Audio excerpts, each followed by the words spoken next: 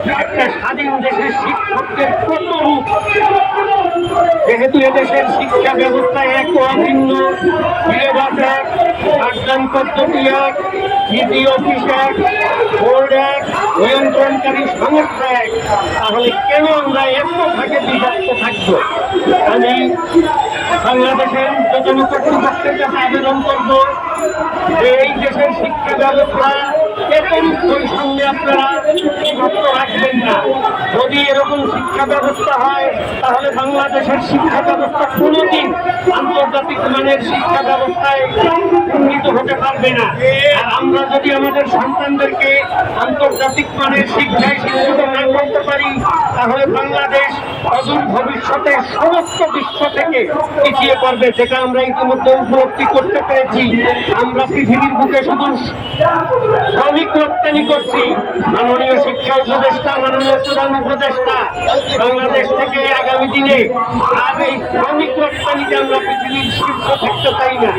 আপনি যদি এই দেশের শিক্ষা ব্যবস্থার বৈষম্যের অবসান না ঘটান তাহলে আজীবন বাংলাদেশ থেকে কেবলমাত্র আমরা শ্রমিক রপ্তানি করতে পারবো। আপনারা শিক্ষায় বৈষম্য না ঘটালে, এই দেশের শিক্ষার উন্নয়ন যদি না ঘটে, এই দেশের মেধাবী শিক্ষার্থীরা যদি শিক্ষকতা পেশায় আকৃষ্ট না হয় তাহলে কোনোদিন সুন্দর কিংবা ভালো শিক্ষা ব্যবস্থায় জাতিকে উপহার দেওয়া সম্ভব না। আপনারা অনেকে আমাদেরকে ব্যঙ্গ করেন, প্রশ্ন করেন, আপনারা বলেন আপনারা তো জেনে শুনে এই পেশায় এসেছেন। হ্যাঁ, আমরা জেনে শুনে এই পেশায় এসেছি, কিন্তু এটা বাংলাদেশ একটা স্বাধীন দেশ।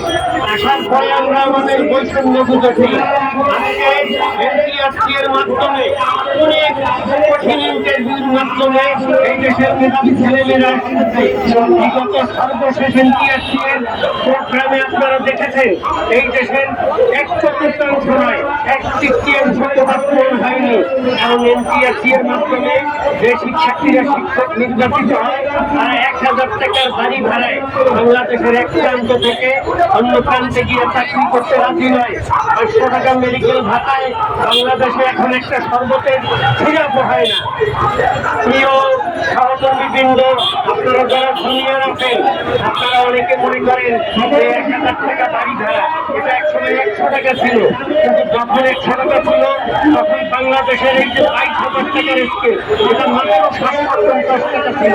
এই 750 টাকার স্কেলে 1,100 টাকা বাড়ি ভাড়া, কিন্তু একটা অনেক বড় অ্যামাউন্ট ছিল। তখন 8,250 টাকার যে পিস্তলের স্কেল সেটা মাত্র 125 টাকার স্কেল ছিল। তাহলে তখনকার দিনে আমাদের নেতৃবৃন্দের ভুল ছিল, তারা এই 100 টাকাকে অনেক বড় অ্যামাউন্ট মনে করে তারা এটাতে পার্সেন্টেজ আসতে হবে এরকম চিন্তা ভাবনা আমরা করেননি। আমরা এখানে আমি অনেক বড় নেতার আন্দোলন করি না, আমি আমার এই যে সামনে আমার অক্লান্ত পরিশ্রমী যে সহকর্মীরা তাদের নেতৃত্বে আন্দোলন করি।